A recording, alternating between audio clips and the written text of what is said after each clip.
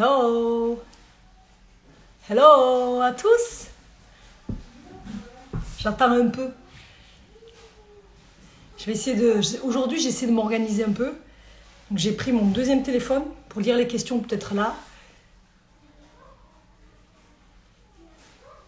Camilla, ferme la porte, s'il te plaît.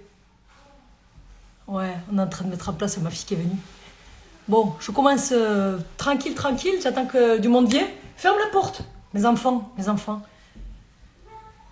À clé, clac. Voilà, nickel. Bonsoir. Oh, trop bien. Alors, je vais essayer de m'organiser ce soir parce que je trouve que c'est un live qui est très important. Parce que ça peut déterminer effectivement des grands changements dans votre vie comme ça a été pour moi. Alors, je ne me rappelle même plus du thème que j'avais mis. Je crois que j'ai mis reconversion professionnelle, reprise d'études, hey, et tout, quoi. Voilà, on pourra discuter. J'aimerais bien que... Je vois qu'il y a du monde là un peu qui arrive.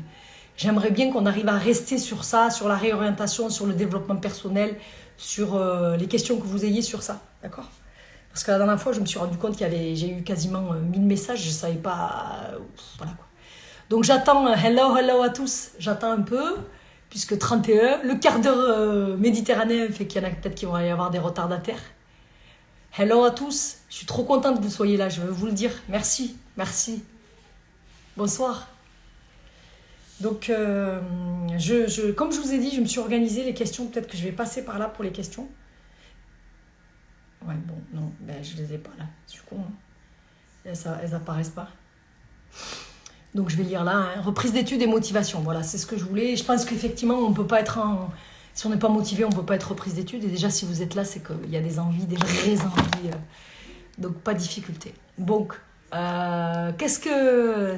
Hello Gigi, ma fille, elle est là. Ma fille, j'espère qu'elle va l'entendre, cette vidéo, et qu'elle aussi, ça va lui rentrer dans le cerveau. À quand une vraie formation? Je suis en train de les faire, je suis en train de faire des modules. Donc, qu'est-ce que je commence par quoi? Je commence par, effectivement, la reprise d'études et la formation. Ce que je voulais vous dire, c'était que, avant toute chose, il faut que vous sachiez que si vous avez envie de faire une réorientation professionnelle, si vous voulez en faire une reprise d'études, c'est que déjà, vous avez travaillé sur vous. Et que déjà, je pense qu'il y a un vrai travail qui se fait sur soi, sur pourquoi soit on se sent mal et on veut changer, ou soit à l'époque, on a voulu faire des études, on ne nous a pas laissé, soit on nous a dénigré en nous disant qu'on était incompétents. Voilà. Je vous ai vu cette semaine à Nîmes, force à vous. Donc voilà, quelles sont vos questions? J'attaque. Ce que vous voulez, on commence. Voilà. Ah, je peux bloquer les commentaires, mais je ne voulais pas faire un monologue, je voulais effectivement travailler avec vous. Donc, première observation, de quoi vous voulez que je parle? Je parle du DAU, toi reste motivé, notre objectif de vie. Ok. Du DAU, de la reprise d'études, du changement, dites-moi. À quoi vous voulez, qu'est-ce que vous voulez que j'évoque en premier? Mon parcours scolaire, ok. Joueuse de l'avenir, club avignonnais, on a besoin d'aide, on subit une injustice. Ok, je suis une volleyeuse en plus. Donc, mon parcours, je vous explique. Moi, comme je vous l'avais dit la première fois, c'est qu'effectivement... J'ai fait une scolarité normale jusqu'en seconde où, comme je posais des problèmes, j'étais en sport-études de volleyball à Raymond-Nave. Et comme j'ai effectivement posé un peu des problèmes et qu'on était dans un milieu familial où les filles, elles devaient se marier sauf études, moi, les études, c'était pas trop mon truc puisque ça me saoulait. Alors, je suis sûre que je vais avoir plein de gens comme vous qui vont me dire que comme je suis hyper active, j'arrivais pas à rester en place, ça m'intéressait pas, les profs sont chiants et qu'effectivement... Au lieu de venir voir en me disant, écoute, peut-être qu'il y a des facilités, peut-être qu'il y a quelque chose, on m'a dit non, t'es insupportable. Donc j'ai été mariée par mes parents qui ont effectivement ce que j'avais expliqué à 16 ans. Donc j'ai fait la seconde à Raymond-Nave et ensuite, comme il n'y avait pas de papier, j'ai dû aller travailler. Donc je travaillais quand j'étais au lycée, je faisais le ménage à l'université Paul Sabatier à Toulouse. Et comme je faisais le ménage à l'université Paul Sabatier, j'ai pas réussi à suivre le cursus scolaire. Mais même, de toute façon, l'école, ça me saoulait. Je passais ma vie, comme je vous ai dit, à être collée et tout. Donc, et effectivement, alors pour monter en live avec moi, il faut attendre parce que là, comme on est sur une réorientation professionnelle et qu'il y a un thème précis, moi, je veux bien vous donner mes coordonnées, vous m'appelez et on s'en occupe, d'accord? Et donc, effectivement, comme j'avais un problème, j'étais mariée, etc. Donc, j'ai été orientée. Donc, je me suis retrouvée finalement à 16 ans à arrêter l'école. Et après, je me suis retrouvée avec rien. Donc, c'est ça le thème d'aujourd'hui, c'est de dire comment, effectivement, Nadia El-Bouroumi, sans bac, qui fait des fautes d'orthographe et des fautes de syntaxe, s'est retrouvée finalement à devenir avocat et être capable de dire aux gens. Être capable de dire aux gens, est-ce que vous pouvez vous aussi changer de vie, reprendre des études, faire des études de droit, de médecine, n'importe quoi, un CAP petite enfance, qu'est-ce qui fait qu'effectivement vous pouvez faire ça? Donc, moi je vous dis, alors le problème c'est que ça va être difficile parce que si vous attendez de moi avec beaucoup d'humilité que je vous donne les clés effectivement de répartition pour une réorientation, je peux pas. La seule chose que je peux vous dire c'est que si vous êtes comme moi, à savoir que vous vous sentez mal dans votre corps, vous vous sentez mal dans votre vie, vous sentez qu'il y a quelque chose qui se passe dans votre corps mais que l'entourage et que peut-être l'environnement ne le permet pas.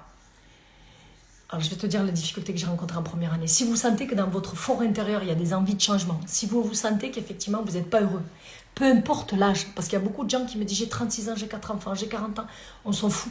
Moi, je pars du principe qu'effectivement, on a une vie à passer, que cette vie, c'est un long passage et qu'au cours de ce passage, il faut être heureux. Ce qu'il faut, c'est se fixer des objectifs. Donc, fixer des objectifs. Si effectivement, en vous fixant des objectifs de changement, vous avez envie de changement, il faut foncer. Alors, les difficultés qu'on peut rencontrer, il peut y en avoir. Du coup, tu as repris les études sup à quel âge? J'avais 24 ans en 2002. Ouais, 24 ans. J'ai repris les études supérieures à 24 ans, donc je suis très jeune quand même. Mais à l'époque, j'avais le sentiment d'être très vieille, parce que comme j'étais avec des gamines de 18 ans, et en plus, vous savez, l'âge, c'est dans la tête. C'est-à-dire qu'ayant 2 enfants, j'avais l'impression d'être avec des jeunes filles et que moi, j'étais bête et idiote. Et j'avais le sentiment, effectivement, que je vais tellement rattraper, d'une part parce que le droit, c'est pas mon milieu, donc j'avais l'impression de ne pas être à ma place, et d'autre part parce que je savais très bien que j'avais des capacités intellectuelles, mais pas la culture nécessaire. Donc c'était très difficile. Mais c'est grâce au DAU surtout que j'ai pu... Est-ce que ce live sera enregistré? Ouais. C'est grâce au DAU que j'ai pu reprendre les études. Donc vous, si vous avez envie de changer de vie, il faut que vous regardiez partout, vous lisiez plein de choses qui vous permettent de pouvoir avoir soit un virage total si vous le voulez, soit effectivement un virage qui soit un virage, tu vois, un virage, peut-être une réorientation. Il faut arriver à déterminer ce qu'on a envie. Moi, j'ai repris à 22 ans. Aujourd'hui, j'en ai 26 en master de droit. Tout est possible. Mais ouais, mais bon, on est encore très jeune. Il y a des gens qui m'écrivent qui ont 40, 50 ans. Moi, je vous dis, il faut que vous changiez de réorientation si vous vous sentez mal. Je suis en études supérieures, mais je compte me réorienter. Je peux témoigner. Et évidemment. Parce que ce qui est important, c'est pour ça que le thème, c'était reprise d'études ou réorientation. Moi, ce que j'ai envie de vous dire, c'est qu'il faut que vous arriviez à établir ce que vous avez envie. Il n'y a pas de règle, c'est-à-dire que moi je suis avocat, mais je pense qu'il n'y a pas de sous-métier. Il y a juste des gens qui ont envie. Si vous êtes passionné, si vous aimez ce que vous faites, peu importe ce que vous faites, vous devez aller le faire. Si vous sentez qu'au fond de vous, vous avez envie d'aller vous occuper des gens, allez vers des métiers vers les gens. Peu importe que vous n'avez pas les diplômes et tout, après dans ce pays, on peut tout faire. Il y a plein de possibilités. Comment jongler entre vie de famille professionnelle et études? Bon, déjà, moi, je pense que je ne suis pas la référence pour pouvoir jongler entre vie de famille et tout ça. Moi, j'ai beaucoup dénigré mes 2 grandes. J'étais seule avec mes 2 grandes parce que j'ai été veuve en maîtrise. Donc, j'ai beaucoup fait garder mes filles pour pouvoir travailler. Je ne vais pas mentir. Mais il y a des gens qui arrivent à concilier. Ce qu'il faut, c'est une organisation dans la journée. Il faut une organisation. Il faut arriver, effectivement, lorsqu'on fait des études, à ne pas aller au cours magistral. Moi, je n'allais pas en cours magistral. J'allais qu'en TD et au partiel. Je ne suis jamais allée au cours magistral, sauf la première année. Donc, moi, je pense qu'effectivement, il faut que vous voyez comment vous pouvez organiser votre journée, mais l'organisation et la gestion du temps, c'est le plus important. Je connais une femme qui a passé son barreau à 53. Ouais, il n'y a pas d'âge, exactement. Voilà, j'ai repris mes études en juin, formation accélérée BTS assistant juridique, diplômée dans les semaines à venir. Voilà, est-ce que vous avez des questions particulières sur la reprise d'études, les difficultés ou pas? Parce que c'est vrai qu'il n'y en a pas de difficultés. Parce que moi, ce que j'ai envie de vous dire, c'est qu'il faut vous travailler sur vous. C'est-à-dire que quand je vous dis, vous savez, j'essaie de vous montrer les journées que je passe quand je me lève le matin et que j'ai une journée organisée, lecture rapide, les devoirs des enfants, ranger, tout le truc, j'ai la même chose que vous. Parce que j'ai des femmes de ménage qui ne viennent pas, alors donc je suis obligée de me taper le ménage et tout ça, les machines à laver le week-end. Par contre, j'organise ma journée, je fais les devoirs avec le petit, je fais de la lecture rapide, je fais le sport. Il faut que vous arriviez à organiser vos jours et à vous améliorer vous. Si vous vous améliorez vous arriverez effectivement à faire des études. Franchement, il faut avoir un pilier, un mari, une mère, une soeur, une tante, bref. Oui, mais c'est pas vrai, c'est pas tout le temps ça. Il faut avoir un entourage et un étayage qui vous aide. Mais moi, j'étais seule quand j'avais mes filles et que mon mari est décédé. J'ai effectivement fait garder mes filles, j'ai beaucoup payé, mais c'est pas vrai, c'est toi. Si ton intention est forte, tu vas arriver à tout faire, quoi. Comment passer le CAP, le cap de la L2? Parle de la capacité en droit, personne ne connaît. Je vous dis, alors, la capacité en droit, c'est quoi? Et les DAU, c'est quoi? Le diplôme d'accès aux études universitaires, déjà, c'est quoi? C'est ce que j'ai passé. C'est la possibilité de pouvoir accéder à des études universitaires par un espèce de diplôme sur l'année. Il y a soit la matière scientifique, soit littéraire. Moi, j'ai passé littéraire. Et ça permet effectivement de pouvoir accéder à la fac. Il y a la capacité en droit. La capacité en droit, c'est en 2 ans. C'est la possibilité de faire un espèce d'apprentissage en droit pendant 2 ans, quel que soit votre niveau. Et après, tu peux accéder à la première année quand tu valides ta capacité en droit. Après, il ne faut pas hésiter à refaire des remises à niveau, c'est-à-dire qu'il ne faut pas être complexé. Pas du tout, du tout. Organisation de votre journée, semaine. Alors moi déjà, mon problème, c'est que comme j'ai beaucoup d'audience et que j'ai beaucoup de rendez-vous, j'ai un planning qui est organisé par mes assistantes. Une fois que j'ai le planning qui est organisé par les assistantes, moi, à travers ça, j'essaye de placer dans mes journées mes propres nécessités. C'est-à-dire que, par exemple, la lecture rapide, j'essaie de faire de la lecture rapide. Le sport, j'essaie de me le caser 3 fois par semaine. J'essaie effectivement aussi la méditation. Beaucoup de méditation, j'en fais. J'essaye effectivement que ma journée ne soit pas exclusivement du travail, parce qu'attention, c'est ce que je vous disais la dernière fois, il y en a beaucoup qui croient que l'occupation et au-delà de l'occupation, c'est pas la productivité. Moi, je suis en recherche de productivité systématique. Donc, si vous êtes en recherche de productivité, vous n'aurez aucune difficulté pour effectivement arriver à faire vos journées. Parce qu'il y a beaucoup de gens qui me disent « Mais comment tu fais, toi? Tu fais tout ça ?» Mais on a les mêmes heures, on a les mêmes capacités. Par contre, l'organisation, organiser. Donc, une journée à moi, ça ressemble à quoi? Je me lève. Avant, je ne déjeunais pas. Maintenant, j'essaie de déjeuner avec mes enfants. Bon, je me déguise. J'essaie de placer mon sport avant. J'essaie parfois aussi beaucoup de faire mes mails le matin, parce que c'est une activité extrêmement chronophage. J'essaie effectivement de faire un maximum de choses le matin, parce que la productivité, elle est au son maximum le matin. Il y a des études scientifiques qui le disent. Alors, il y a des gens qui vont me dire « Non, mais moi, je suis du soir. » Mais si tu es du soir, peu importe. Il faut savoir apprendre à se connaître. C'est pour ça que je vous dis, il faut apprendre à se connaître avant pour pouvoir organiser sa journée. Mais il faut effectivement qu'à la fin de la journée, vous soyez capable de dire « J'ai fait mon sport. Je me suis musclé intellectuellement. Je me suis abonné à des... C'est 3 000 € la capacité en droit, je ne suis pas sûre. Et donc je me suis abonnée aussi à Cooper. Vous savez ce que c'est Cooper? C'est des livres audio, tu peux écouter toute la journée pour essayer de se cultiver. Donc quand je suis sur ma route, que je vais en audience, je fais des rendez-vous clients, mais je fais aussi mes séances de Cooper. Donc j'essaie de faire en sorte que quand la journée se termine, j'ai mangé correctement. Voilà, j'essaie de faire attention à mon alimentation. J'ai fait mon sport, j'ai musclé mon intellect et j'ai travaillé. Parce que réorientation et tout, c'est beaucoup de travail aussi. Il y en a beaucoup qui pensent qu'effectivement, il n'y a pas besoin forcément, mais il faut beaucoup travailler. Comment accepter de vouloir changer de filière sans se dire dans les années passées sont une perte de temps puisqu'on ne veut pas exercer? Alors ça, c'est une très bonne question, Spot Sud, parce que si on part du principe que ce qu'on fait et qu'on produit, c'est de l'échec, on s'en avance pas. Tout ce que vous allez mettre en place, ça va permettre de vous réaliser. C'est-à-dire que moi, avant de faire mon DEAU, j'avais rien à faire. Je suis arrivée à Orange, à Fourchevieille. On m'a proposé une formation Greta en comptabilité secrétariat. Tu vois. Le truc, je me suis dit, ça sert à rien. Je détestais l'informatique, je comprenais rien. C'est un outil essentiel aujourd'hui dans la gestion de mon cabinet. Et en plus, je tape comme ça, là, comme les secrétaires. Donc, et en plus, pour former des assistantes juridiques, il faut vous-même que vous maîtrisiez.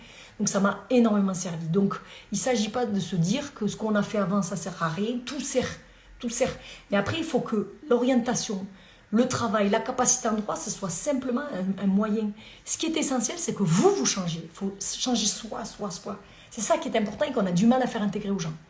Il y a eu combien de temps entre le moment où tu as repris les études et le moment où tu as été diplômé? Alors ça aussi, c'est une très bonne question, je voulais vous en parler. Parce qu'il y a beaucoup de gens qui me disent, comment ça fait pour faire avocat 7 ans? Comment ça fait pour faire ça 5 ans? Mais attends, mais arrête. Si tu commences, souvent cette question, c'est pour ceux qui n'ont pas envie de le faire, parce qu'après ils disent, ah ouais, c'est trop. Si tu commences effectivement à te mettre des barrières, parce que c'est comme si que tu veux commencer un espèce de marathon à 42 km et que tu dis, avant de commencer, avant les échauffements, avant l'entraînement, tu te dis, ouais, mais c'est combien de kilomètres en fait? 42. Si tu dis ça, c'est mort. C'est quoi? Ton corps entier, il se dit, bah, moi je tiendrai jamais 42, puisqu'aujourd'hui, j'en fais même pas 1 kilomètre. Par contre, si tu te dis que toi, tu veux commencer à avoir une condition physique, que tu veux effectivement envisager de faire de la course, tu vas déjà commencer à t'entraîner, tu vas te muscler, tu vas déjà te préparer mentalement. Alors au début, tu vas faire 5 km, après tu vas en faire 7, après tu vas en faire 8, et 42, ça va être une évidence. Donc la question, oui, il y a 7 ans, mais c'est pas ça l'objectif. L'objectif, c'est, je veux devenir avocat, je veux devenir médecin, je veux devenir pâtissier, je veux devenir ça. Et parce que je veux devenir ça, l'objectif est fixé, je mets en place les moyens d'y arriver. Et effectivement, ça n'a plus de sens de dire combien de temps il faut pour devenir avocat. Pour les gens qui ont reposé des études, sur conseillez-vous pour que la méthodologie rentre dans la tête. Qui ont reposé des études, excusez-moi, quelle est votre spécialité? Excusez-moi, pour les gens qui ont reposé des études, je ne comprends pas la question, pardon. Je ne comprends pas. Ouais, la loi de l'attraction, Elias, exactement. Écoutez-moi, vous allez dire que je suis moi je suis complètement solaire, c'est-à-dire que j'ai une image de la vie où je pense qu'effectivement, vous savez, dans mes stories, je parle beaucoup de soleil, parce que je considère qu'on est avant tout des énergies. Notre corps, il est constitué exclusivement d'énergie, et je considère qu'à partir du moment où il y a une énergie qui est positive et que c'est dans le changement de soi, après, tout sera possible. Donc effectivement, loi de l'attraction essentielle. Quand vous dites je veux devenir avocat, je veux devenir médecin, je veux devenir docteur, je veux changer de mari, je veux tout, c'est tout, c'est la loi d'attraction. Mais avant tout, il faut effectivement changer soi et connaître son objectif. repris des études, je pense. Quand tu as repris des études, la méthode. Alors moi, quand j'étais en droit, je vais vous dire une chose que je faisais. Moi, la première année, je suis allée à tous les cours. Je vous ai dit, la dernière fois, je faisais des dissertations. Je faisais tout, effectivement, pour faire en sorte de pouvoir compenser les lacunes qui étaient les miennes, pas savoir écrire, pas savoir parler. Vous savez, quand j'ai commencé droit, je comprenais rien à ce que disait le prof. Je vous jure. Il parlait une autre langue. Donc quand je rentrais tous les soirs, je recopiais tous les cours, je cherchais dans les mots dans le dico, parce qu'il faut savoir que j'ai fini en seconde, quoi, et que je ne suis pas dans un milieu social dans lequel il y a des études. Donc j'ai extrêmement galéré. Et après, en fait, au fil du temps, j'ai commencé à réviser mes cours par cœur. Et tous les matins, je me levais, je posais mes enfants à l'école, je révisais par cœur et après, j'allais taffer. Donc j'ai ingurgité l'intégralité de mes cours. Alors, on va me dire, c'est pas vrai, il n'y a pas besoin. Si. Parce que je le vois, les étudiants que j'ai aujourd'hui, qui révisent au dernier moment et qui font des fiches, eh bien, ce n'est pas des bons juristes. C'est-à-dire qu'on n'a pas laissé le temps au corps et à l'esprit de digérer l'information. Donc, on a du mal, lorsqu'effectivement on leur demande de faire un raisonnement, on a du mal à avoir un raisonnement qui est élaboré avec toutes les matières. Parce que comme ils ont révisé au dernier moment, ils ont tout oublié le lendemain. Et donc après, en fait, ils ne font qu'ingurgiter sans jamais digérer. T'es moyenne en licence. Alors moi, je vais vous dire la vérité, et ceux qui sont en face, ils le savent, j'ai eu de très bonnes notes, je faisais partie des meilleurs.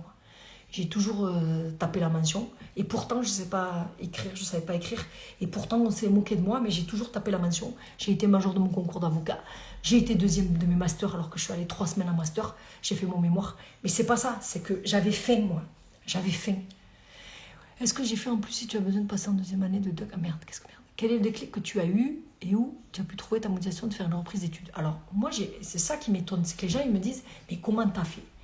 Mais si vous écoutez mon discours depuis tout à l'heure, c'est pas comme ça le matin on se réveille, on dit putain on va faire une reprise d'études quoi. Ah ouais, c'est pas ça. Moi je pense qu'effectivement déjà, dans notre esprit, dans notre corps, on vit mal les choses. Et après on se dit, peut-être que quand on a été jeune comme moi, à l'école, moi je trouve que l'école c'est catastrophique.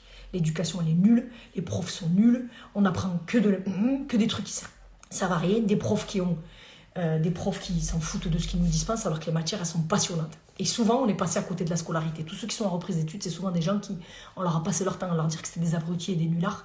Et donc après, en vieillissant, ils se sont dit, mais attends, moi j'ai une revanche à faire vis-à-vis des études. Donc il y a un historique. Tu ne peux pas venir te réveiller et dire, je te fais une reprise d'études, parce que c'est trop lourd en termes de travail, la reprise d'études.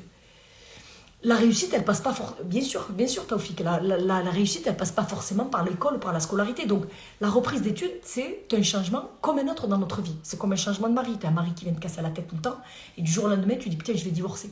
C'est un vrai changement. La reprise d'études, ça se vit pareil. Ça ne se décrète pas, ça se pense. Et une fois que ça se pense, il y a un changement, tu vas mettre en place les jalons, et après, tu vas enchaîner, quoi. Par hasard, et tu m'as boosté. Ouais, génial. J'espère que j'arrive à booster certains. J'espère. Livre Père... Ouais, j'ai lu le livre Père pauvre, Père riche. Très bon livre à lire. Ouais. Après, conciliation entre vie familiale et le métier d'avocat est-il possible? Oui, il y a une conciliation possible, surtout qu'il y a la possibilité de pouvoir exercer le métier différemment du mien. Moi, je suis une fille, et je vous le dis, les gens me disent, mais comment tu fais? Je leur dis, ben moi, tu vois, je suis en guerre, moi. Pendant que certains sont en temps de paix, pendant que certains ont posé les armes et qu'ils arrivent à dormir la nuit, moi je suis en temps de guerre, c'est-à-dire que mon corps et mon âme, elle est en guerre. J'ai trop de revanche sur la vie, et comme j'ai trop de revanche sur la vie, je suis en guerre. Donc moi, quand souvent je prends l'image de ceux qui dorment là, moi j'ai qu'un seul ouvert, je suis tout le temps en mode boxe, en mode guerre, en mode... Sorry pour ceux qui le vivent parfois mal, parce que je peux parfois être assez agressive et tout, mais je considère qu'effectivement je suis en mode guerre. Et si tu es en mode guerre, tu es en mode changement. Parce que la guerre, c'est quoi? C'est la révolution d'un système dans lequel tu dis stop et tu luttes. J'espère bientôt arriver à un temps de paix, mais grâce à mon système de guerre et grâce à ma faim, parce que je pense que j'ai une fin de vie, et bien effectivement, j'arrive à accomplir plein de choses, quoi. Tous ceux que les gens ils me disent, qu'est-ce que tu fais? Mais moi, j'ai faim. Idem, j'ai repris mes études, j'avais 27 ans, j'avais pas le bac et je me suis retrouvée, j'étudie la génie civil, bravo. Mais évidemment, moi je ne suis qu'un exemple parmi tant d'autres. Moi je suis exposée, mais si vous saviez, les gens qui rentrent dans mon cabinet et qui sont des héros du quotidien, des femmes, des hommes qui sont là, qui se battent, qui se réorientent, c'est extraordinaire, extraordinaire. Je suis étudiante en droit, qu'est-ce que je vous kiffe? Vous vivez à 2000, trop de solaire, merci. Ouais, je vis à 2000 et je l'assume, et je vais vous dire une chose. Moi je veux devenir millionnaire, alors je sais qu'il ne faut pas le dire. Mais je veux devenir millionnaire. Je veux devenir millionnaire parce que quand on a un objectif, il faut le quantifier. Tu vois, devenir avocat, c'est avocat. On est 77 000 avocats. Mais je veux être le meilleur avocat. Je veux être le plus riche des avocats. Et je veux effectivement qu'à la postérité, on se dise, putain, Bouroumi, elle a marqué. Yes, énergie positive, j'espère bien, j'espère bien. Est-ce que tu as travaillé en parallèle de tes études? Oui, j'ai travaillé, j'ai fait coiffeuse, j'avais un salon de coiffure, j'ai fait des ménages. Oui, j'ai beaucoup travaillé. Je suis pas beaucoup allée à la fac. Tu penses quoi de l'équivalence avocat après avoir bossé 7 ans en tant que juriste? Je pense que c'est génial. Je vais vous dire une chose, moi je pense qu'il y a des gens qui sont assez impressionnés, il faut changer ça aussi, cette espèce de se sentir inférieur. Avocat, on n'en a rien à faire. Médecin, on n'en a rien à faire. On s'en fout, il n'y a pas de super métier, il n'y a pas des métiers qui sont supérieurs à d'autres, on s'en fout. Parce que je vais te dire une chose, moi quand je vais chez mon boulanger le matin, mon mari va acheter le pain, il est fantastique ce boulanger. Je trouve qu'il apporte à ma vie un bonheur extraordinaire. Moi, je suis avocat, quoi. C'est bon, on s'en fout. Je ne fais pas des opérations à cœur ouvert. Des fois, les gens me disent, putain, t'es avocat. Oui, mais moi, je n'ouvre pas des cœurs comme ça dans la rue et je sauve des gens. Je ne fais pas ça, moi. Donc, il faut arrêter de se mettre en situation d'infériorité et d'imaginer que les avocats, les magistrats, les médecins, les hommes politiques, ils soient supérieurs à vous. Pareil. Moi, je trouve que qui est différent de moi, c'est ça. C'est que moi, je considère qu'on est tous égaux. J'ai une gestion dans mon cabinet qui est une gestion horizontale, c'est-à-dire qu'on est tous égaux, on est une équipe et on fonce pour aider les gens et pour faire en sorte que le cabinet tourne bien. Comment as-tu préparé l'examen d'avocat? Alors moi, je vais te dire comment j'ai préparé l'examen d'avocat. Je vois qu'il y a les étudiants, ils viennent chez moi, là, ils révisent pendant 1 an, ils font des formations. Tu te dois, tu sais. Il faut arrêter à un moment donné. Tu sais, quand tu vas au restaurant et qu'il y a 20 plats, eh bien, tu dis, je sais pas, je fais pas. Moi, je pense qu'il faut limiter le temps de révision. Il faut limiter le temps de révision. On ne peut pas réviser pendant 1 an un concours. Déjà, c'est trop chiant. On perd du temps et je pense qu'il y a des heures et des heures qui s'écoulent à rien faire. Ce qu'il faut faire, il faut limiter le temps pendant 3 mois. Tu révises tous les jours, tac, et tu vas à l'examen. Il faut arrêter de croire. Il y a des gens qui me disent, moi j'étudie le concours depuis 2 ans. Non, c'est pas possible.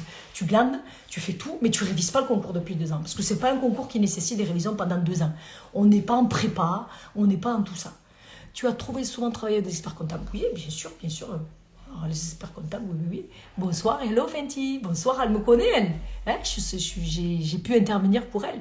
Est-il possible de faire des études de droit avec un casier judiciaire? Oui, on peut faire des études de droit avec un casier judiciaire. On peut après, derrière, demander des exclusions, des effacements de B2 en fonction de la fonction qu'on veut avoir, mais oui.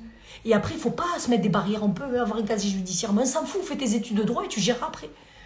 Devenir millionnaire, le même objectif, vous me motivez. Oui, devenir millionnaire. Vous savez pourquoi devenir millionnaire? Parce que je veux la liberté de fonctionnement. Je veux pouvoir mettre en place des projets. Je veux pouvoir aider des gens qui, effectivement... Moi, je considère que l'excellence, l'éducation est l'excellence essentielle. Ce n'est pas les études de l'éducation. L'éducation, c'est...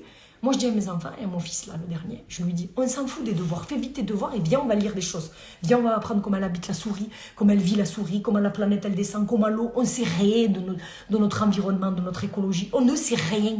On sait par contre que Charlemagne, il a fait l'école, etc. Ça me saoule, cette scolarité. Conseil d'ouvrir directement après le FB ou pas? Surtout pas. Alors moi, je vais vous dire une chose. J'ai des collaborateurs au cabinet et moi, vous savez que je suis associée très tôt et j'ai 5 ou 6 collaborateurs. Moi, quand je vois des petits qui s'installent de suite, après avoir obtenu, je parle pour le concours d'avocat, je me dis, on est la seule profession où les gens ils s'installent. C'est comme si que le mec, il a un CAP cuisine, il ouvre son resto. Est-ce que vous pensez que son resto, il va être bon? Est-ce que vous pensez que les plats vont être bons? Non. Eh bien, nous, les avocats, on a la prétention, on n'a même pas l'humilité de se dire que dès qu'on est arrivé, on a appris 4 leçons de droit et on dit, bon, on va gérer la vie des gens. Moi, je trouve ça scandale. C'est important, la formation. Et c'est pour ça que je suis plus... attaché à la formation qu'à l'idée selon laquelle les études est un résultat. La formation, se former, la formation à vie. Tu redonnes confiance en soi qu'alors je ne suis pas du tout dans le droit, mais en dentisterie. Ouais, génial. J'espère que vous faites ce que vous aimez surtout. Faites ce que vous aimez parce que si vous faites ce que vous aimez, vous allez le faire avec passion, vous allez être excellent et vous allez gagner vos vies. Il faut de l'expérience un peu. Et bien sûr qu'il faut de l'expérience. Les avocats, c'est quoi maintenant les avocats? Ils ont leur concours, ils s'installent. Et après, ils vont gérer la vie des gens. Parce que moi, je vais vous dire, s'il est vrai que ce métier d'avocat, il n'est pas... Le métier d'avocat, oh, Caro, moi aussi, vous me manquez au volet. Et tu sais que j'ai Avignon qui m'a demandé de pouvoir les aider. Pas pour le volet, pour le droit. Donc, ce que je veux dire, c'est que... quand même, on gère la vie des gens. Tu sais, les gens, ils viennent te raconter leur intimité. Les gens, ils viennent te dire qu'ils sont malheureux. Les gens, tu gères leurs problèmes de voiture, leurs problèmes de mariage. L'autre, il sort de l'école, il gère les problèmes des gens, il les gère à l'arrache. Et ça ne lui pose pas de problème parce que de toute façon, lui, il a le droit, il est avocat, il sait. Ça me saoule. c'est compliqué de trouver un bon cabinet et des associés performants. Ouais, non, c'est pas compliqué. Si toi, tu génères une énergie positive, en face, tu auras une énergie positive. C'est pas compliqué. Moi, je vais vous dire, le rôle et le comportement qu'on a, on est responsable du comportement qu'on a. Moi, quand je vois des collaborateurs qui se font mettre à l'amende par les patrons, moi, je suis impressionnée. Je me dis, l'autre, il est avocat, c'est-à-dire qu'il y a des gens qui viennent le payer pour dire, défendez-moi, ils sont pas capables de se défendre. Donc, moi, je pense qu'il y a une difficulté aussi de fonctionnement. Si le cabinet ne fonctionne pas, il faut s'en aller. Et il y a des confrères qui sont super, et on peut trouver des super cabinets dans lesquels il y a de la formation, du respect, et voilà. De devenir millionnaire, pour ma part, je mènerai mon combat. T'as bien raison, Mehdi. Go, go, go. Nadia, quand est-ce qu'on est avocat, on peut exercer n'importe quel domaine? Oui, si oui, comment spécialiser dans un domaine après être avocat? Alors moi, ce que je dis souvent, c'est qu'il faut aller dans le cabinet, plus que le Master 1 ou le Master 2. Vous savez, les histoires de la reprise d'études, et ce pays, il a un dysfonctionnement. Ce pays, il a un problème. Ce pays te fait croire que c'est le système scolaire qui va t'orienter. C'est comme les masters et les masters 1. Ils te font croire en droit que si tu n'as pas un master en ça ou master en ça, tu es un zéro et tu es un raté. On s'en fout. Il faut choisir un cabinet d'avocat. Moi, je pense qu'il faut d'abord choisir lieu de localisation. Où est-ce que tu peux travailler? Parce que si effectivement tu te mets au fin fond de Paris, tu vas faire une dépression. Et si tu vas faire une dépression, ça va mal se passer avec ton patron. Il faut, deuxièmement, il faut choisir un cabinet d'avocat. Chez une femme, Nadia, tu es une perle, là que David. Il faut choisir un cabinet d'avocat aussi, la matière. Et quand tu choisis la matière, eh bien, tu seras amené à avoir des clients de cette matière-là. Est-ce que la spécialité du master est forcément la spécialité de l'exercice? Mais non, moi je suis droit des biens culturels. Regardez, je fais tous les contentieux. Mais non, c'est pour ça que je vous dis que ce pays vous fait croire que tu rentres dans une catégorie, après tu es enfermé dans la catégorie. Mais surtout pas. Putain, et en plus, droit, ça offre à plein de choses. Tu peux être dans les banques, tu peux être dans les musées. Droit, c'est simplement pourquoi je trouve que c'est intéressant quand on ne sait pas quoi faire quand on sort de la fac. Je trouve que c'est droit, c'est bien parce que tu as un peu de la culture, parce que tu es avec des gens qui ont un niveau intellectuel plus ou moins important, plus ou moins, parce qu'après on relativise, parce qu'effectivement, tu vas ingurgiter du savoir, de l'histoire, etc. Mais c'est tout.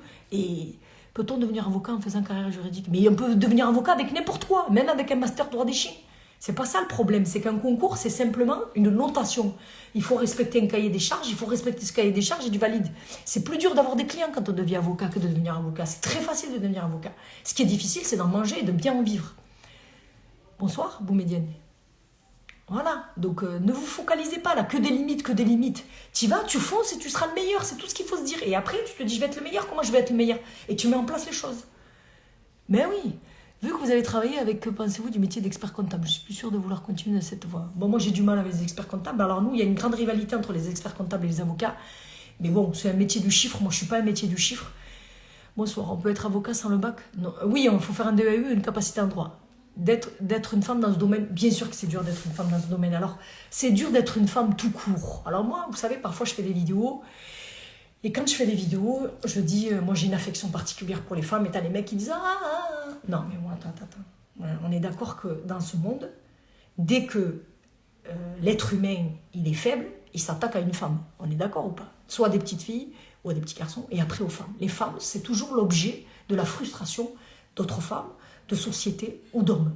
Donc c'est vrai que, oui, être une femme, je trouve que c'est très dur. Être une femme, c'est dur. Parce qu'effectivement, il faut être une épouse, il faut être une maman, il faut être un associé, il faut être un avocat. Être une femme, c'est compliqué parce que les autres vous voient forcément faible. Il y a le postulat selon lequel on est faible. C'est pour ça que moi, je suis un peu une lionne. Hein. Salut Hicham, de réussir dans notre métier. J'espère qu'on plaidera ensemble, Inch'Allah. Salut Hicham. Donc être une femme, déjà quand tu arrives, le mec il te dit vous êtes une femme. Alors au pénal, je vous dis même pas, entre les confrères qui pensent que tu es une incapable, entre les clients qui se disent bon c'est une femme, est-ce qu'elle va envoyer? Donc oui, c'est un problème d'être une femme. Par contre, moi je suis pas une victime. Très rapidement, je dis non, mais moi je suis pas une victime. Et si je me positionne pas en victime, il n'y a pas de problème. Enseigner à la fac, les élèves vont se bousculer. Oui, j'étais prof à la fac, vous savez, j'avais des amphis qui étaient pleins. Ceux qui étaient là, et je pense qu'il y en a qui me suivent, ils pourront témoigner qu'effectivement, quand j'étais à la fac, parce que je suis une passionnée de la matière juridique, hein, j'ai oublié de vous dire, avant de faire une réorientation professionnelle ou une reprise d'études, il faut que vous aimiez la matière que vous travaillez. Alors ça veut dire la matière, ça peut être la farine, ça peut être la cuisine, ça peut être le droit, ça peut être la santé, ça peut être n'importe quoi, la mécanique, mais soyez passionné par votre matière. Et avec tes origines, c'est encore plus compliqué. Ah oui, alors mes origines, c'est compliqué, mais moi, je ne suis pas une victime. C'est-à-dire que ceux qui... Vous savez ce qui m'est arrivé? Vous savez ce qui m'arrive? Je vais vous raconter sur mes origines. Ben, je me retrouve, je vais au tribunal comme ça, et quand je suis dans une salle d'audience, j'ai toujours un petit confrère qui vient me voir, il me dit « Vous êtes commis d'office ?» Je lui dis « Pourquoi je suis commis d'office? J'ai une tête de commis d'office ?» Ou il y en a un autre qui m'a dit « Vous n'êtes pas la greffière ?» J'ai dit « Non, je suis la femme de ménage. » J'ai mis ma robe, je suis allée l'enfiler. J'en ai rien à foutre, moi. Ceux qui ont un problème avec moi, ça ne me pose pas de problème. Oui, je vais faire une école de formation. Ceux qui ont un problème avec moi, je n'ai pas de problème. Par contre, moi, pour m'éviter des cancers, c'est pour ça que je ne suis pas très aimée, je dis directement ce que je pense. Ou quand j'ai un parquetier un jour, il se reconnaîtra, qui m'a dit comment il va mettre un tel et mettre un tel. Et en fait, c'était que des Arabes. Et je lui dis, mais vous croyez qu'on fait couscous party tous les soirs ou quoi? Je ne le connais pas l'autre. Donc c'est vrai que moi, on essaie de me ramener un peu comme ça. Après, moi, je le cultive. Moi, j'utilise des termes arabes. Moi, je parle arabe.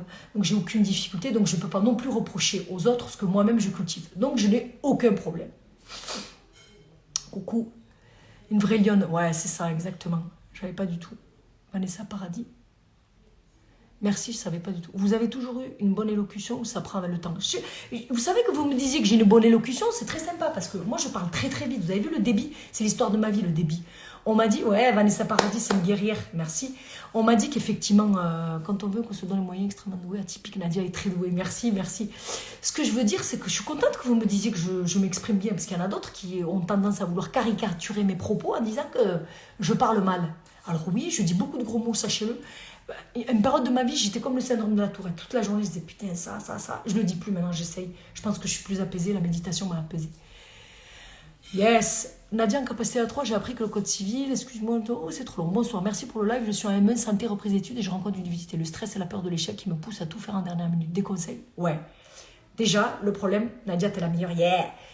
Écoutez, les amis, je vais vous dire une chose. Je vous demande une seule chose. Moi, je ne comprends pas. J'ai des gens, vous savez, moi, quand je reçois en clientèle, je me retrouve parfois à coacher les clients. Je suis impressionnée par le fait que n'importe qui passe dans votre vie, qui n'a pas d'incidence dans votre vie, ça vous stresse. C'est-à-dire la peur de l'échec de quoi? Qu'est-ce qui peut t'arriver si tu as raté? Qu'est-ce qui va t'arriver? Tu as raté, hop, ça veut dire qu'on t'a décelé un cancer? Moi, je pense que ce qu'on peut maîtriser, on ne doit pas en avoir peur. Ce qu'on ne peut pas maîtriser, c'est-à-dire qu'il n'y a pas de problème, il n'y a que des situations à gérer. Tu vas rater tu vas rater là ton oral et alors, qu'est-ce qui va se passer? Tu vas mettre en place les choses, c'est-à-dire que moi j'ai 2 petites élèves avocats que j'ai récupérées qui avaient raté le concours à l'oral, je les ai pris avec moi en audience, je leur ai dit, allez, vas-y, parle-moi, prends le temps, parle-moi. Tu t'entraînes, il n'y a pas d'échec, il y a juste, l'échec pour moi, c'est l'immobilisme. La dynamique, ça c'est la réussite. Nadia, oui, c'est raison. Oh là, comment tu m'as motivée. Go. Salut Caroline. Caroline Dumont-Grossi, c'est la nounou, c'est celle qui a élevé mes enfants et qui fait que je suis là aujourd'hui aussi et qui a toujours été une fille fantastique. Je lui dis merci. Est-ce qu'il arrive de perdre confiance en toi? Bien sûr, tous les jours, j'ai pas confiance en moi. Si vous saviez, les gens, enfin, j'ai toujours donné l'impression que j'avais énormément confiance en moi et d'ailleurs, on dit que je fais la belle et tout. Bon, je suis belle. Coucou ma belle Caro. Et en fait, je suis quelqu'un qui n'a pas du tout confiance en moi. Et je vais vous dire pourquoi. Parce que quand on travaille autant, quand on travaille beaucoup, c'est qu'on ne laisse pas le hasard, d'accord? Moi, je suis dans la maîtrise, je contrôle. Et quand tu n'as pas confiance en toi, tu contrôles. C'est pour ça que quand les gens me disent, mais j'ai l'air d'être un peu... tout est facile. C'est pas du tout facile. Moi, j'ai pas du tout confiance en moi. Par contre, j'ai une chance, c'est que j'en ai rien à foutre de ce que pensent les gens de moi. Alors ça, je pense que c'est une chose différente. Les gens, ils disent, elle est folle. Moi, j'en ai rien à foutre. J'avance. Et quand effectivement j'ai pas confiance en moi, je compense. C'est-à-dire que avant d'aller en audience, je travaille beaucoup, je prépare. Si tu n'as pas confiance, tu prépares, tu mets en place les jalons. C'est-à-dire que tu ne vas pas faire les 42 km sans entraînement. Moi, j'ai pas confiance en moi. Si je dois gagner la course, il faut que je fasse la malade, tu vois. Et après un échec, je me suis réorientée, j'ai réussi à la mieux, mais malgré ça, j'ai toujours un échec sur le cœur. Comment faire pour passer au-dessus? Alors, vous savez, moi, je lis beaucoup de livres sur la réparation, tu sais, sur les protocoles de réparation. C'est-à-dire que je considère qu'effectivement, la PNL aussi, ça peut vous aider. Je pense que, vous savez, moi, j'ai des traumatismes aussi assez importants dans ma tête. Le bac, m'a traumatisé par le bac. Le fait de ne pas avoir eu le bac, je l'avais dit dans mon premier... Hello David. J'avais dit dans ma première live, vous savez que des fois, je fais des rêves, que je suis un avocat et tout, j'ai réussi, et j'ai pas le bac, et je rate le bac. Et dans mon rêve, soit je vais pas en cours, soit en fait, je suis au niveau en dessous et tout. Et effectivement, c'est quelque chose... Merci, Mazda. Et ce que je fais, c'est que c'est quelque chose qui est très douloureux pour moi. C'est peut-être pour ça que j'ai une soif d'apprendre. Tu vois, j'apprends. Sachez que moi, Caroline, elle est là, la loulou, elle pourra vous le dire. J'ai effectivement appris à lire à mes enfants très tôt. Mes enfants, ils ont tous, la plupart ont passé des classes. Ils savent lire à 3 ans, etc. Moi, effectivement, j'attache une importance particulière à tout ce qui est éducation. L'éducation, pour moi, c'est pas la scolarité, attention. Moi, j'ai trop fait souffrir mes filles, les grandes, en leur disant il faut que vous réussissiez à l'école, sinon vous ne serez rien. Et avec le temps, j'ai compris que c'était pas ça. C'est pas ça la vie. C'est pas les études ou c'est pas la réussite. Donc effectivement, moi j'ai des traumatismes qui sont là et comment je les travaille, eh bien, j'essaie de compenser en travaillant sur moi, en me disant pourquoi j'ai fait ça et après je crois en Dieu. Hein. J'ai pas parlé de Dieu depuis tout à l'heure, c'est très étonnant parce que moi d'habitude on peut pas m'enlever Dieu de... Je pense que le bon Dieu nous a donné effectivement une route et que c'est la nôtre et qu'il faut qu'on soit utile et que si le bon Dieu il a voulu que tu te réorientes, et que si on a voulu, si ma fille Ligienne, elle me dit on n'a pas souffert, mais je vous demande pardon mes filles, je vous demande pardon parce que je sais que je vous ai fait beaucoup souffrir, mais bon, c'est pas... Ça va, mais bon.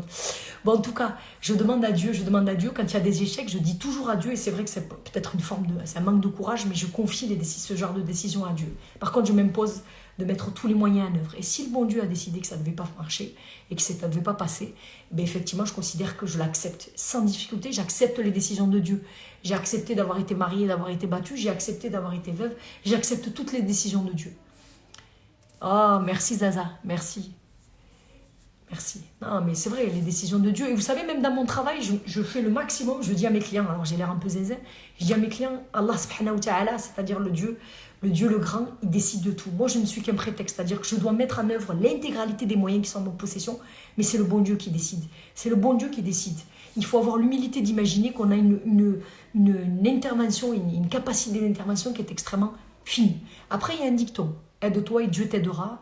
Effectivement, ça veut dire quoi? Ça veut dire mets tout en place et après, effectivement, le Dieu pourra effectivement aller au bout de ce que tu veux. Tes enfants sont très reconnaissants. J'espère, mes filles, vraiment, mes filles, elles sont fantastiques. Je sais que si elles sont là aujourd'hui, je suis un peu responsable, mais j'espère qu'ils me rattraperont.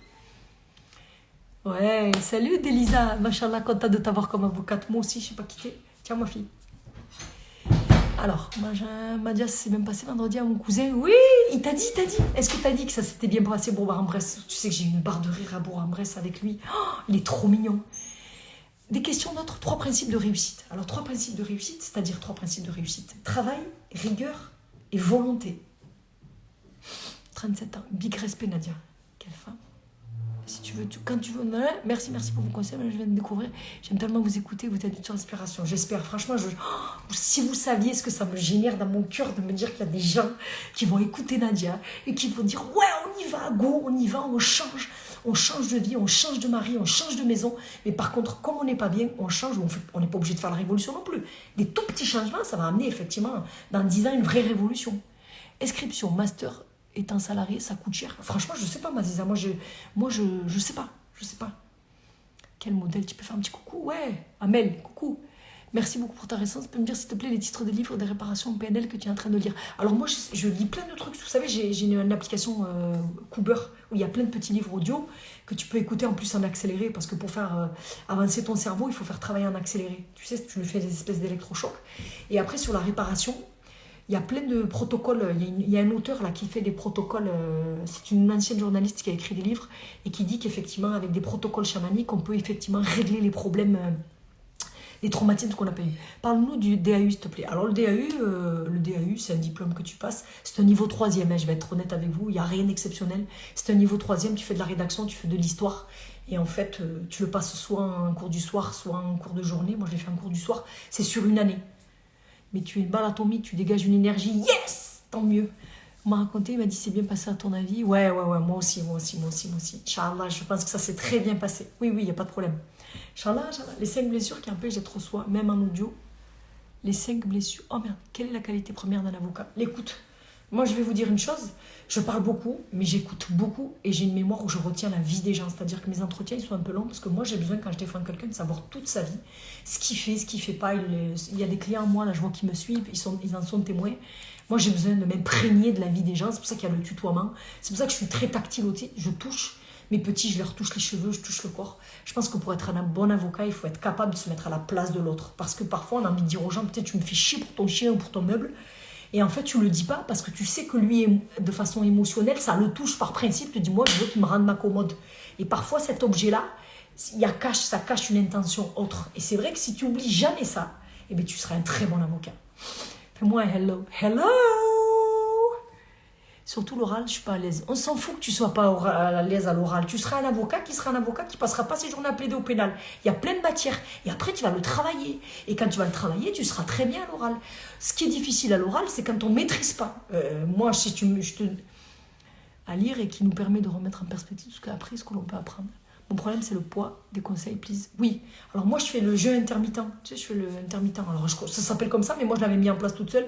C'est-à-dire que, et je ne mange pas de sucre, j'essaie de faire en sorte, effectivement, d'organiser mon alimentation pour ma santé, parce que j'ai un speed, pour tout changer de Céline Alvarez. Une année pour tout changer de Céline Alvarez, me dit Tao. Ok, très bien. Et en fait, effectivement, moi, c'est important l'apparence, parce que je considère que le matin, quand je me lève et que j'ai envie de bousculer le monde, il faut que j'ai confiance en moi, mon physique, à tout ça, donc j'en fais des tonnes, je me maquille, je m'habille, vous voyez. Et quand j'ai des jeunes qui viennent au stage, au cabinet et tout, je leur dis attention, les gens te confient leur vie, il faut que déjà ce soit positif et que si effectivement ils ont un avocat dont ils n'ont pas honte, un avocat dont ils ont pas, dont ils sont fiers qu'il soit à côté d'eux, etc., c'est important. Donc il y a toute une culture dans notre métier, de l'apparence, je trouve que c'est important, quoi. Pour les traumatismes, l'EMDR est une excellente... Oui, l'EMDR, c'est fantastique. J'ai une cliente qui l'a fait. C'est effectivement pouvoir avoir une scène et pouvoir retirer le son de la scène et de pouvoir la vivre sans que les émotions soient là. Il voudrait être avocat. Ben juste qu'il aime les gens. Il faut aimer les gens pour être avocat. Si tu n'aimes pas les gens, ne sois pas avocat. Si tu veux gagner de l'argent, ne sois pas avocat. Mais comme dans tous les métiers, il faut que tu aimes les gens. J'ai entendu dire que avocat, c'est haram, mais j'ai pas vu de hadith. Ça peut m'éclairer sur ça. Ah bon? Pourquoi ce serait haram, avocat? Haram, ça veut dire que c'est interdit dans la religion. Pourquoi? Au contraire, moi je trouve qu'on a une fonction qui est extrêmement noble, c'est défendre l'individu. Et surtout si on se met à sa place, à savoir que nous on défend et que Dieu prend la dernière décision. Ouais, c'est génial, tout ça. Tous les traumatismes. De toute façon, déjà le traumatisme, si tu le travailles, si tu l'élabores, si tu le penses, je pense que déjà tu peux avancer. Je voulais fermer ma société, j'ai prié Allah, il t'a envoyé. Ouais, pourquoi tu veux fermer ta société? Ta société de quoi, Vini? Pourquoi tu veux la fermer? Pourquoi des choses négatives, les enfants? Il y a toujours des solutions. Et entourez-vous de gens positifs. Moya, entourez-vous de gens positifs, les gens. Je te suis, tu es motivante, tu as de l'empathie, de la bienveillance. Ouais, j'espère. Moi, j'ai la chance, c'est que j'adore les gens. Et que, vous savez, moi aussi, je suis un peu en réorientation professionnelle, c'est-à-dire que j'essaie de trouver les moyens de pouvoir avoir une maîtrise un peu plus de mon planning et de ma vie, parce que vous l'avez vu que quand même ce métier... J'étais dédiée à ce métier. Et en fait, vous savez ce qui me retient? Je vous jure, alors que quand j'ai débuté, j'avais envie de fuir parce que c'était insupportable les gens. C'est les gens qui me retiennent. Je me dis, mon Dieu, je peux apporter tellement.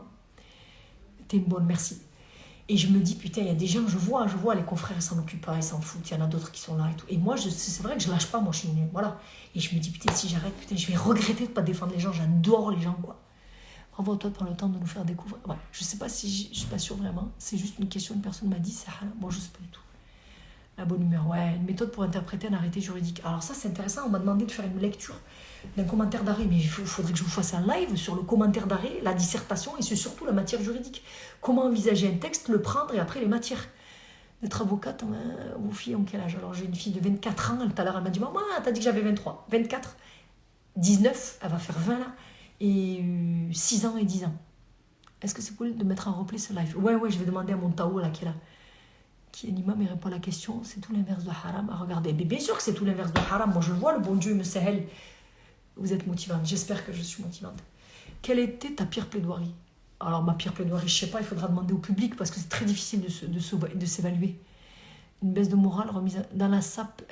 Mais Dieu est grand, Dieu est grand. Des conseils pour le CRFPA qu'on m'a révisé, ouais, je l'ai expliqué tout à l'heure. Il faut effectivement se concentrer sur une période donnée et pas faire de fiches. Parce que ne soyez pas arrogants. Déjà que le cours du prof, c'est un concentré de la matière. Et vous allez faire des fiches du concentré de la matière. Bon, en fait, à la fin, tu connais rien, tu connais 1% de la matière. Moi, je n'ai jamais fait de fiches. Comment gérer le grand 1 avec beaucoup de culture juridique? Avec pas beaucoup de culture juridique, il faut lire le droit. Moi, je lis, je vais sur l'arrêt de la Cour de cassation, je lis les notes et tout.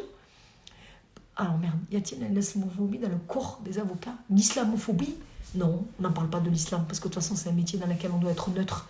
Par contre, il y a un problème effectivement avec les Arabes et tout ça, c'est normal. Toute la journée, c'est une population qu'on a en milieu carcéral et tout, donc c'est facile de tomber dans les travers de les Arabes, pas les Arabes. Après, c'est compliqué aussi d'arriver à rester extrêmement neutre. Moi, je trouve que les gens qui arrivent à dire non, mais c'est un être humain, c'est difficile, parce qu'encore, moi je suis une rebeu, mais les autres... faut-il le bac pour les études de droit? Non, on peut faire un truc. Impartialité des juges, réalité ou mythe? Impartialité, mais vous savez, ça aussi, c'est des phrases. La France, elle est pleine de grands principes. Comment tu peux être impartial alors que toi-même, tu es constitué d'une douleur, d'une histoire, d'une expérience? L'impartialité, non. Par contre, tu as beaucoup de juges qui sont très justes, quoi. Le hijab dans les métiers du droit, tu conseilles ou pas? Alors moi, je ne peux pas conseiller. Vous savez, moi, je ne peux pas conseiller le hijab ou pas, parce que le hijab, c'est dans le cœur. Par contre, je dis qu'effectivement, Si le hijab, c'est le blocage à votre réalisation, ça pose un problème. Et je pense qu'Allah, subhanahu wa ta'ala, il n'a pas fait pour ça. Il a dit une femme, il faut qu'elle se réalise. On n'est pas dans un pays musulman, on est un pays français. Et si effectivement il y a des limites, il faut pouvoir les surmonter. Je suis en master droit fiscal, entreprise, c'est possible de passer au CRFA en pénal, puis finalement exercer en fiscal. Mais bien sûr, il n'y a pas de règles. Je viens en école d'ingénieur en alternance, j'aimerais savoir si tu avais des contacts de la... Non, désolé, j'en ai pas beaucoup aéronautique, mais je pense que tu n'as pas de difficulté. Ou ta référence? Y a-t-il des clients que tu refuses? Bien sûr. Moi, dès que ça passe pas le feeling, je prends pas. Ou dès que c'est trop, quand le mec il dit trop évident, c'est tout. Moi, je refuse pas des clients, je refuse la relation de confiance. On a combien de temps pour faire valoir? Oh là là, quelle était ta méthode de révision? Alors moi, j'ai appris par cœur beaucoup et j'ai beaucoup lu des notes de droit. Moi, je n'ai pas fait de fiches, j'ai pas fait tout ça. Et j'étais toujours, quand j'arrivais au cours, quand j'arrivais à la première année au cours magistral ou à l'autre cours, je connaissais déjà le cours, le premier, pour arriver à comprendre et assimiler. La France est islamophobe, le monde est islamophobe. On peut appeler au cabinet pour un conseil et il faudra payer une consultation, sinon je passerai ma vie à faire des consultations. Comment développer une clientèle selon toi? Je pense qu'il faut être soi, il faut travailler, beaucoup de travail, ne pas compter ses heures et être rigoureux. Et quand les gens viennent le lundi, il faut que le vendredi, ils aient reçu une lettre ou t'es trop drôle, t'es manière. Bon, j'espère pas trop être drôle quand même. Ils ont boycotté mesquine. Ouais, je sais pas, c'est très compliqué dans ce métier. On est une profession qui est très compliquée, dans laquelle on croit qu'il y a de la transparence, il n'y en a pas. Donc je ne jugerai pas. Master 1 cette année, mais 0 expérience juridique. J'ai jamais fait de stage, moi. J'ai mis mon pied dans un cabinet d'avocat le jour où j'ai fait mon stage de 6 mois. À la une sur les lives que tu lis, s'il te plaît. Les livres que tu lis, ouais, je te ferai. Ma question était, est-ce que tu as eu une référence ou une admiration pour tel... Non. Alors moi, j'ai évolué dans un milieu qui n'est pas le droit. Je vous l'ai dit, je suis rentrée dans un cabinet d'avocat. C'était mon stage de 6 mois. Je ne connais pas du tout le... Et j'étais dans un cabinet affairiste, droit commercial. Je suis allée 3 fois en audience. Non, je n'ai aucune culture de ce métier, des avocats, tout ça. Et je n'ai pas fait ce métier par passion. Je l'ai fait parce qu'à la maîtrise, Nadia, salut. Je l'ai fait, c'est mon avocat en droit des affaires, Nadia. Ah non, c'est Nadia Lombrésil, des ongles. Et je t'ai appelé, tu ne m'as pas appelé, Nadia, rappelle-moi. Donc j'ai fait ce métier parce que quand mon mari est mort à la maîtrise, moi je voulais faire une thèse. Je voulais être un maître de conférence qualifié. Sauf que je me suis retrouvée comme ça et j'ai passé le concours d'avocat pour manger. Et il se trouve que c'est un métier passionnant. Merci pour le temps. Merci à vous. Merci d'être sympa. Merci d'être là. Déjà, c'est génial. Vraiment. Les livres, merci pour le temps que tu me donnes. Tu as fait quoi comme master? J'ai fait un master 1 carré judiciaire, master 2 droit des biens. J'ai raté le début du direct. Il serait possible de le revoir en replay? Ouais, je vais le mettre. As-tu déjà pensé à faire des vidéos de motivation? Oui, je suis en train de préparer, je vous l'ai dit, de la motivation. Je suis en train de créer un centre de formation. Parce que je voudrais faire du développement de clientèle pour les cabinets d'avocats. Je voudrais faire de la formation pour les femmes. Ouais, vous allez rigoler, les femmes cadres et tout ça. Je voudrais faire de la motivation, de la réorientation. Donc je bosse. Combien de temps maximum on reste aux arrivants? Ça dépend les maisons d'arrêt. La motivation, personne. Ouais, j'espère. Je cherche pas. Ça va? Parle-nous de la méditation. Alors moi, vous savez, j'avais commencé déjà à 3-4 ans avec, comment il s'appelle? Christophe André. J'ai commencé la méditation avec Christophe André, qui est un homme qui aujourd'hui a le cancer, mais qui a une voix assez extraordinaire. J'ai commencé avec ça. Et maintenant, j'ai une espèce d'application qui est calme, qui est fantastique, où je fais quasiment 1 heure de méditation par jour. Ça me permet de m'apaiser, mais je ne fais pas de la méditation comme les autres. C'est-à-dire que les autres, ils sont assis, allongés et tout. Bon, pendant que je suis en train de me maquiller, j'écoute la méditation. Pendant que je conduis, pendant que je fais mon sport, en fait, elle m'amène pour me permettre de réfléchir. Ça permet d'améliorer la concentration. Je fais beaucoup d'exercices de concentration. Tu as des conseils pour la réussite du CRFPA? Travail, organisation et temps réduit. Nadia, elle a besoin de cette vie. Ouais, vraiment.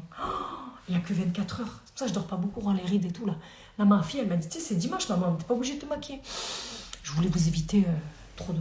Tu vois, ça avait trop de sale tête, quoi. Bravo, maître, pour votre naturel, votre bonne humeur. Ouais, trop bien. Alors, il nous reste 12 minutes. À Marseille, question arrivant. Ah, j'en sais rien, ça dépend des maisons d'arrêt. Écoute, et en plus, en fonction, j'en sais rien du tout. Nadia, t'es meilleure postulante texoise. Ouais, Ève, c'est ma Ève Maury, la consoeur. Rapide, c'est quoi? C'est quoi rapide? Quand tu pars temps réduit?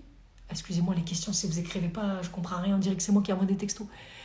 En province, Grand Est, votre avis? C'est génial. Je sais même pas pourquoi vous êtes à Paris, les Parisiens, vous êtes des fous.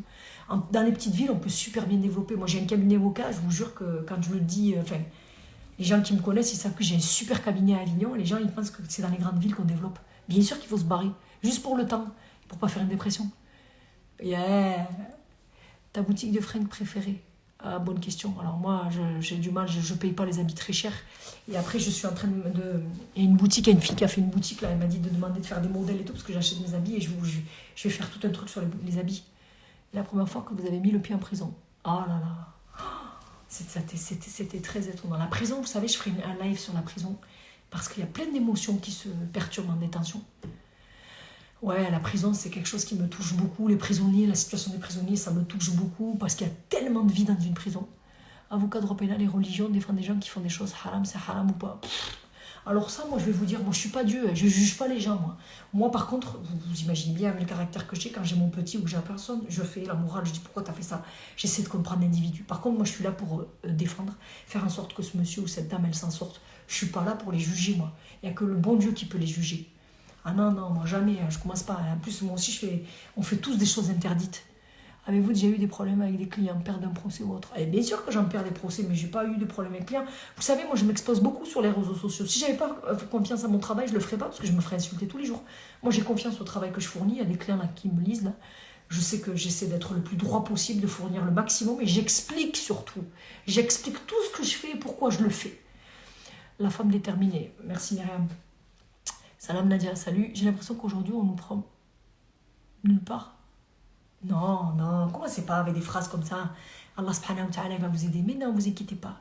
Et après, il faut le temps. Comment se faire une clientèle? Il faut travailler, il faut plaider, il faut se donner, il faut se battre, il faut pas dormir. Vous savez, moi j'ai débuté, j'ai dormi 4 heures par nuit pendant 10 ans. Je commence à avoir des samedis et des dimanches, j'en avais pas. Mes collaborateurs, s'ils m'écoutent, ils le savent. Merci pour les conseils inspirants, merci. Vous nous expliquez la lecture rapide? Ouais, la lecture rapide, c'est une méthode que j'ai appris, qui m'a permis effectivement dans un temps très réduit de pouvoir ingurgiter un certain nombre de savoirs. C'est dans le cadre de mon métier, comme j'ai pas le temps et je suis partout, il faut quand même qu'à un moment donné, parce que vous savez, quand on est dans une espèce de confort de situation, on n'évolue pas et je veux pas que mon cerveau ça devienne une éponge. Alors qu'est-ce que je fais? Je fais de la lecture rapide, hein, et en fait c'est une méthode où tu lis comme ça, tu sais, tu lis tous les mots extérieurs s'écartent et tu lis au milieu et en fait tu ingurgites un certain nombre de poches en très rapide. Avec la méthode Pomodoro, c'est ce que je vous ai mis ce matin, c'est que tu fais 25 minutes de travail, 5 minutes de pause, 25 minutes de travail. J'ai fait 1 heure ce matin. Bravo. 4 nuits pendant 10 ans. Oui, j'ai pas dormi. Moi, j'ai pas dormi. Depuis que mon mari est tombé malade en 2003, je n'ai plus fait des nuits normales. J'étais une fille hyper insouciante. Et le jour où mon mari est tombé malade d'un cancer, j'ai perdu mon innocence et j'ai perdu mon insouciance. C'est pour ça que je suis une hyper stressée qui ne dort pas. Et nos devoirs grâce à ce métier. Est-ce que tu recherches des stagiaires pour un stage final janvier 2023 sur Paris? Je te dirai, je sais pas. Je suis en train de développer Villepin, ça marche très bien, je verrai, je te dirai. Alors, tu l'ouvres où ton centre de formation? Alors, ce que je suis en train de faire, c'est que je suis en train de préparer avec mon associé Émilie Chapuis, avec Karimila qui est une psychologue, et avec Taoufik, on est en train de faire un centre de formation de développement et de motivation, avec des thèmes précis, c'est-à-dire que moi je suis une femme d'affaires, développement d'entreprise, réorientation, tu vois, de la technicité, développement de clientèle et tout, et avec de la motivation autour. Quel est ton rapport avec la mort? Tous les jours j'y pense. Vous savez que tous les jours je demande à Dieu. Alors vous savez, quand vous avez connu la mort, j'ai perdu mon père. Oh, c'est le truc qui me... À 18 ans, et après j'ai perdu mon mari, il avait 24 ans, et après j'ai perdu 2-3 personnes que j'aimais beaucoup aussi. Et en fait, tous les jours je dis à mon mari, j'espère, parce que je vais devenir grand-mère, j'espère que le bon Dieu va me laisser le temps de faire des choses. J'y pense très souvent et c'est presque handicapant pour moi. J'ai toujours peur de ne pas avoir le temps de faire tout ça. Salut. C'est chaud. Et ben voilà, j'ai ce rapport à la mort. Je sais que ça peut arriver à tout moment, mais j'espère que pour mes enfants, j'aurai le temps. Inch'Allah. Ma grande fille, elle a 24 ans et 19 ans. Oh, Ajar, elle me voit, ma petite stagiaire Ajar, elle est là. Salam Ajar. Elle est avec nous depuis 6 mois. Et ouais, c'est dur, c'est dur. Moi, j'ai eu un père fantastique. Si je suis là aujourd'hui, c'est que j'ai eu un père fantastique. Alors, tu es la best. Ouais, vous êtes trop gentils, les amis. Il nous reste 7 minutes. 7 minutes, si vous avez des questions. Excusez-moi. Ouh. Oh là là, pouvez-vous nous conseiller des ouvrages qui vous ont marqué? Ouais, moi j'ai adoré... Il y a un auteur là, putain, vous savez, j'ai un problème parce que je pense que c'est parce que c'est pas inscrit dans mon... C'est pas inscrit dans mon mental. J'ai du mal avec les auteurs, je ne retiens pas. J'ai plein de livres fantastiques, je vais vous faire une liste. Une grande dame, Nadia. Merci. Non, ma fille, je t'aime. Ah, fais-moi ma petite fille, ramène-moi ma petite fille, s'il te plaît. Oh, qu'est-ce qu'elle est chialeuse. Ton père doit être... ouais, ouh, arrêtez de me parler, mon père. Alors, force à toi. Ouais, force. Et je vais vous faire une liste de livres que je lis. Inch'Allah, tu es une femme. Arrêtez là, vous êtes trop gentil. Merci, vraiment. Alors, si c'est la fin, que je vous dise que c'est fantastique. Alors, les réseaux sociaux, on dit que c'est un cancer, mais parfois, ça peut être des choses fantastiques. Il y a plein de gens avec qui je suis devenue amie, avec qui je fais des textos et tout. Ça mobilise, je mobilise, c'est génial. Ça peut effectivement avoir un travers et ça peut être aussi extraordinaire. Que Dieu vous apporte le meilleur à vous aussi. Et l'avocat d'exception. T'as stressé ou pas? Beaucoup, beaucoup. Je stresse, je dors pas beaucoup. Moi, je suis hyper stress. Par contre, j'ai confiance en moi parce que je travaille beaucoup.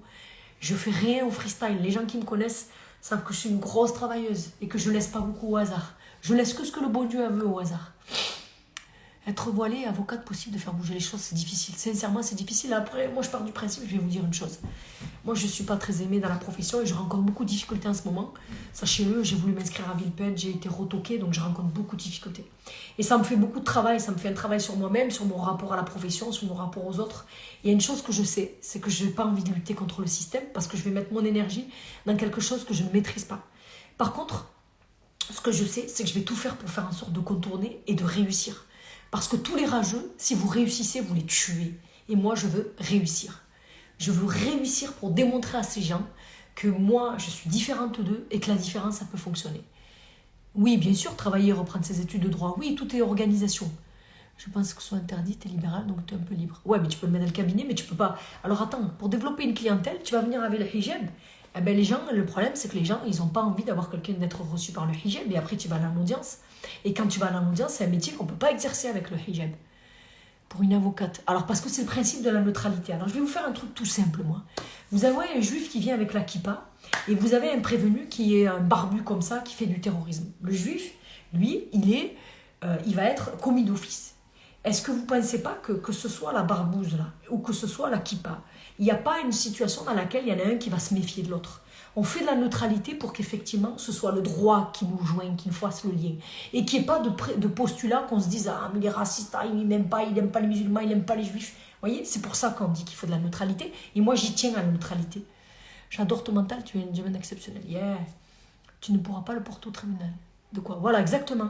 On ne pourra pas le porter au tribunal. Mais heureusement, parce que moi, si demain, comme je viens de le dire, je ne vais pas me répéter, j'ai l'air un peu débile, mais évidemment, il faut de la neutralité. Il ne faut pas que celui que vous défendez, il ait le sentiment que parce que vous êtes une construction différente, vous allez le défendre autrement. Ou moins bien, ou voilà. L'organisation, quand on est maman et étudiante, s'il vous plaît, la nuit. Alors moi, ce que je faisais, c'est que j'amenais mes filles à l'école, je révisais le matin, et après j'allais au taf. Il faut se lever très tôt, hein. C'est sûr qu'il ne faut pas hésiter à ne pas dormir beaucoup. Et après, il ne faut pas hésiter le soir à travailler, il faut se connaître comment on fonctionne et prendre les meilleures heures pour travailler. Qu'elle motive beaucoup les gens, tout domaine confondu. Ouais, super, vous êtes trop gentil. Tu es une femme exceptionnelle, Montana. Quel métier dans le droit peut-on avoir avec un hijab? Et bien, il faut être juriste dans les cabinets d'avocats. Donc, moyenne de révision au quotidien. Du coup, il faut retenir pour prendre des études, pour une orientation. Ce qu'il faut retenir, c'est qu'il faut se changer soi. S'il vous plaît, je sais que c'est pas ce que vous attendiez aujourd'hui, mais je vous demande une chose. C'est qu'il faut que vous travailler sur votre personnalité, sur votre mental, sur ce que vous avez envie. Vous posez un objectif, quel qu'il soit, et que ce soit un objectif surmontable, c'est-à-dire c'est pas t'as fini l'école, sauf si t'es un génie, mais si effectivement tu vas pas te dire je vais devenir médecin, tu vois, et encore, maintenant avec les formations en Espagne, etc., donc voilà, vous avez retiré ce que je viens de dire. Il faut simplement que vous fixiez un objectif. Qu'est-ce que je veux être? Il faut le déterminer, parce qu'il y a beaucoup de gens, quand tu leur dis tu veux faire quoi, je sais pas. L'objectif. Et une fois que tu as cet objectif-là, tu mets tout en œuvre pour l'avoir. Donc voilà. Donc ne pas hésiter effectivement à mettre en place les moyens. Mais à un moment donné, ton cerveau sature de cette vie à 200 à l'heure. Oui, je suis fatiguée. J'ai une charge mentale assez importante. C'est pour ça que je fais beaucoup de sport et de méditation. Parce qu'effectivement, faire le sport, ça me permet effectivement de... Et la méditation, ça me permet effectivement de purger, de faire des resets, quoi. Que l'on doit faire, c'est investir sur soi. Exactement. On investit sur soi, on travaille sur soi, on fait attention à son alimentation, on fait attention à son sommeil. Je n'ai pas de leçon à vous donner. Moi, je bois trop de café, il faudrait que je change mon café. J'ai arrêté le sucre depuis un mois et demi parce que j'avais trop d'insomnie. On travaille sur soi. Ah, j'espère. En tout cas, moi, je vous dis sincèrement, c'est avec beaucoup de bonheur que je suis avec vous ce soir. Bon, je ne sais pas si effectivement ça a été très utile pour la question de la réorientation. Mais le problème, c'est qu'avec un live, c'est difficile. C'est pour ça que je veux faire des formations, parce qu'effectivement, j'ai envie de donner une méthodologie de travail. Quand j'ai des stagiaires, j'essaie de prendre 2 heures avec eux, de prendre un commentaire d'arrêt et de le travailler avec eux. Il y a une fille qui m'a dit sur le commentaire d'arrêt, c'est compliqué. Par contre, ce que j'ai envie que vous reteniez de tout ça, c'est qu'il faut que vous changiez vous et que vous ayez confiance en vous. Et c'est pas le n'importe quel idiot, bête, pas beau, qui va vous projeter ses propres angoisses, qui va vous limiter. Vous envoyez la sauce. Moi, j'en suis le résultat, j'en suis la preuve vivante. Moi, on s'est moqué de moi quand j'ai dit que j'allais faire droit. On s'est moqué de moi. Moqué, on m'a ri, on aime. Et aujourd'hui, j'ai envie d'appeler ces gens en leur disant, tu vois, j'ai un cabinet à Avignon, je taffe, je suis reconnue par mes pairs et je gagne bien ma vie. Ouais, je vais faire la formation pour les élèves avocats et tout. Oui, oui, oui, je vais faire pour les développements de cabinet d'avocats, je vais faire pour les élèves avocats et tout, je vais faire tout ça. Ah, c'est fou, je t'ai connu au lycée. Ah, j'ai pas vu. Si tu passais beaucoup de temps sur des dossiers, et tes dossiers, tu as des horaires plus importants que tu fais un peu l'impasse. Ah merde, j'ai pas vu. J'ai pas vu le message qu'il m'a dit là. Désolé, il y a trop de messages, j'ai pas vu ce qu'il me disait là. Comment convaincre un cabinet de nous prendre un stage sans expérience? Mais il n'y a pas d'expérience. Tu veux pas faire de la politique? Ouais, Nadia Amrézi, surtout pas. Pourquoi je vais faire de la politique? Parce que les mecs, ils sont là que pour gratter un resto, les intérêts. Et moi, je ne concilie pas. C'est une de mes règles, c'est de ne pas concilier. Je fais ce que j'ai envie quand j'ai envie. Ça me pose beaucoup de contraintes parce que la liberté, ça a beaucoup de contraintes. Et je ne ferai pas de politique parce qu'on va venir me voir en me disant, faut que tu acceptes ça parce qu'il y a cet enjeu-là. Cet enjeu-là, non. Et c'est ça qui est cool avec avocat, c'est que tu as une partie, tu fais tout pour qu'elle arrive et tu concilies pas. Merci. La chauffe pas. Ouais, mon rien m'a dit la chauffe pas. On a toujours peur de faire le premier pas. Il faut pas. Il peut rien vous arriver. Foncez. Une méthodologie pour la préparation des concours aussi, s'il te plaît. Ouais, je vais le faire. Je vais le faire. Promis, je vais vous faire un truc spécial juridique. Pour ceux qui ont envie, je vais faire des formations juridiques. Parce que c'est vrai que c'est important. Les étudiants, ils sont un peu perdus. Toute une méthodologie pour la préparation des concours. Bravo, Nadia. Merci, Naïlis. Bon, voilà, c'est 21h30. Je vous souhaite une excellente soirée. Vous me faites des propositions de thèmes et je les fais. Et vous me dites s'il faut que je modifie des choses. Vous me dites si effectivement je dois travailler. Alors j'aimerais bien faire des thèmes qui soient des thèmes plus spécifiques, notamment le développement intellectuel, la méditation, la confiance en soi, si vous êtes OK, le droit, le commentaire d'arrêt, ce que vous voulez, le développement de clientèle de cabinet. Vous me dites. Hein, vous me dites et je ferai. En tout cas, mille merci. Je vous love. Wallah, je vous love. C'est pas galvaudé dans ma bouche. Wallah, je vous love. Je vous le dis, je vous love. Oui, il va être enregistré le live, Lola. Ah merci, à bientôt, à bientôt, à bientôt, à bientôt, à bientôt. Comment je raccroche, les gars? Putain, t'as vu comment je suis nulle? Putain, attends, ratez aucun tel live, Inch'Allah. Dites-moi des thèmes pour que je puisse effectivement les organiser, parce que tout ce que j'ai dit, ça peut faire l'objet de 20 lives, les gars. Comment on fait? La prison, je vais faire la prison, ouais, je vais faire la prison, la meilleure. Le stage, chez toi, c'est quelque chose. Ouais, Zine, je sais pas quitter, mais c'est génial. Écrire un livre. Je suis en train de le faire, je vous jure, je suis en train de le faire. Bon, j'essaie d'éteindre, mais j'y arrive pas, les gars. Montrez-moi comment on doit éteindre, là. En tout cas, je vous aime.